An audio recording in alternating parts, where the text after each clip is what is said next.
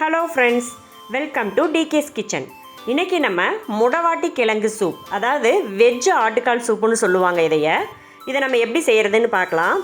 நாங்கள் வெள்ளிங்கிரி போனப்போ இந்த கிழங்கு எங்களுக்கு கிடச்சிச்சு. அங்கே தான் நாங்கள் இந்த கிழங்கை வாங்கிட்டு வந்தோம். இது இந்த மலை பிரதேசங்களில் மட்டும்தான் இந்த கிழங்கு கிடைக்கும்.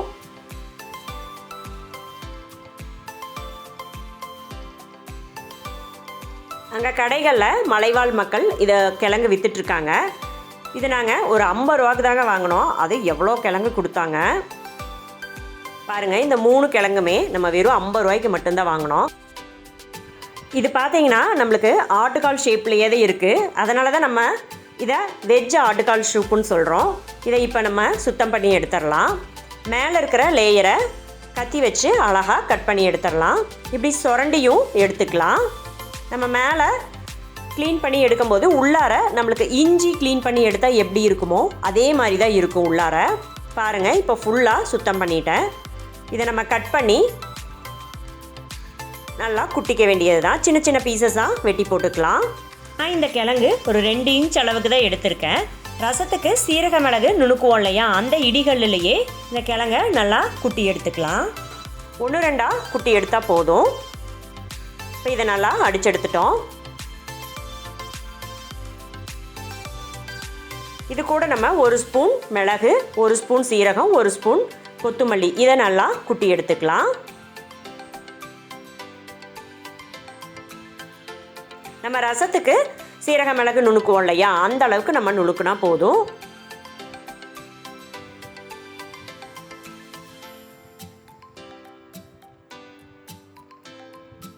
இது கூட இஞ்சி ஒரு 1 இன்ச் இருக்கிற அளவுக்கு அதையும் நம்ம 1-2 குட்டி எடுத்து போட்டுக்கலாம். இந்த முடவாட்டி கிழங்கு பார்த்திங்கன்னா நம்மளுக்கு ஜாயிண்ட் பெயினுக்கு எல்லாமே நல்லா கேட்கும். இப்போ பூண்டு ஒரு 10 பல் எடுத்துருக்கு. அதையுமே நம்ம உரலில் நல்லா இடித்து எடுத்துக்கலாம். வீட்டுக்காரருக்கு ஷோல்டர் பெயின் இருந்துச்சுங்க. இந்த முடவாட்டி கிழங்கு கிடச்சிதுன்னா வாங்கி யூஸ் பண்ணுங்கன்னு சொன்னாங்க. நான் வெள்ளிங்கிரி போனப்போ கிடச்சிச்சின்னு வாங்கிட்டு வந்து வாரத்துக்கு ஒரு 2-3 டைம் போட்டு கொடுத்தேன். அவருக்கு நல்லாவே பெனிஃபிட் இருக்குங்க. இப்போ நல்லா கை தூக்க முடியுதுன்னு சொல்கிறாரு. இப்போ சின்ன வெங்காயம் ஒரு 15 பல் எடுத்துருக்கு. அதையும் நல்லா நம்ம இடித்து போட்டுக்கலாம். கிழங்கு பார்த்திங்கன்னா கொல்லிமலை, சதுரகிரி, வெள்ளிங்கிரி மலை, இந்த மாதிரி மலைகளில் கிடைக்கிது. நீங்கள் அந்த பக்கம் போகும்போது வாங்கி வச்சுக்கோங்க. நம்ம இதை வாங்கி ஃப்ரிட்ஜில் ஸ்டோர் பண்ணிக்கலாம். நம்ம இந்த உரலில் இடித்து போடும்போது அது நல்லா ஃப்ளேவராக இருக்கும்.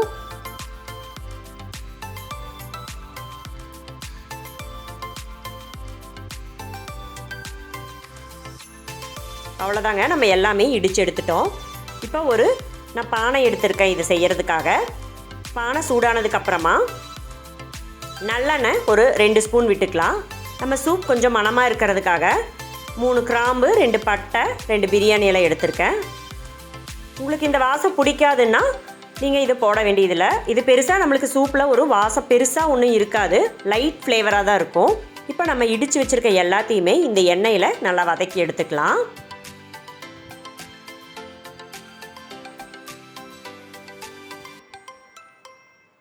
இது எல்லாமே உரலில் போட்டு குட்டி எடுக்கிற அளவுக்கு டைம் இல்லை அப்படிங்கிறவங்க எல்லாத்தையும் ஒன்றா சேர்த்தி மிக்சியில் நல்லா ஃபைன் பேஸ்ட்டாக அடித்து எடுத்துக்கோங்க. இப்போ நான் ஒரு தக்காளி சின்னதாக கட் பண்ணி வச்சுருக்கேன். அதை இது கூட சேர்த்திக்கலாம்.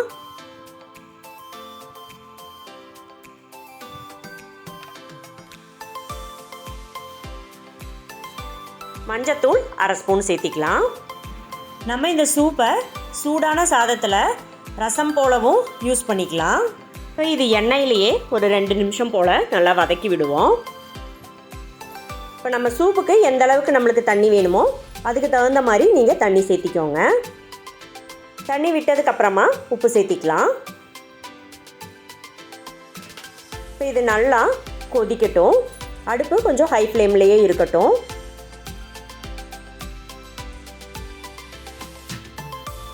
கொத்தமல்லி தழை ஒரு 1/2 கைப்பிடி அளவுக்கு எடுத்து போட்டுக்கலாம். கொத்தமல்லி தழை சூப்புக்கு நல்லா ஃப்ளேவர் கொடுக்கும். இந்த முடவாட்டி கிழங்கு சூப் பார்த்திங்கன்னா நம்ம அடிக்கடி உடம்புல சேர்த்தும் போது நம்மளுக்கு கை காலில் ஜாயிண்ட் பெயின் எல்லாம் இருக்கும் இல்லையா, அதுக்கு நல்லா இது கேட்கும். நம்ம ஆட்டுக்கால் சூப் குடிக்க முடியாத டைமில் இது எங்கேயாவது நம்ம மலை பிரதேசங்கள் போகும்போது இந்த கிழங்கு கிடச்சதுன்னா வாங்கி வச்சிட்டோன்னா நம்ம அடிக்கடி யூஸ் பண்ணலாம். இப்போ இது நல்லா கொதிக்க ஆரம்பிச்சிருச்சு. நம்ம மூடி போட்டு அடுப்பை சிம்மில் வச்சு ஒரு 20 நிமிஷம் போல் நல்லா கொதிக்க விட்டு எடுத்துக்கலாம். 20 நிமிஷம் போல் நல்லா கொதித்ததுக்கப்புறமா பாருங்கள் தண்ணியுமே கொஞ்சம் சுண்ட ஆரம்பிச்சிருச்சு.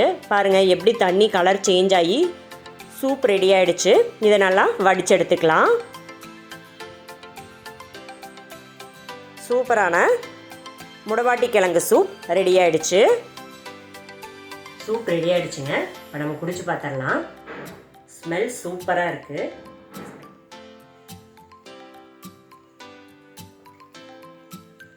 சூப்பராக இருக்குங்க. நல்லா காரசாரமாக இருக்குது. நம்ம பெப்பர் பார்த்தீங்கன்னா நுணுக்கி போட்டிருக்கோம். நல்லா ஃப்ளேவர் வந்து சூப்பில் நல்லாவே இறங்கி இருக்குது. நம்ம தக்காளியும் ஒரு சின்னதாக தான் போட்டிருக்கோம். அதனால் புளிப்புத்தன்மை எதுவுமே இல்லாமல் நல்ல ஃப்ளேவராக இருக்குது. ஆட்டுக்கால் சூப் வந்து நம்மளுக்கு எந்த அளவுக்கு ஃப்ளேவர் இருக்குமோ அதே ஃப்ளேவர் தாங்க இதுலேயே இருக்குது. நீங்களும் உங்கள் வீட்டில் ட்ரை பண்ணி பாருங்கள். மறக்காமல் எங்கள் சேனலை சப்ஸ்கிரைப் பண்ணுங்கள், லைக் பண்ணுங்கள், ஷேர் பண்ணுங்கள், கமெண்ட் பண்ணுங்கள். தேங்க்யூ.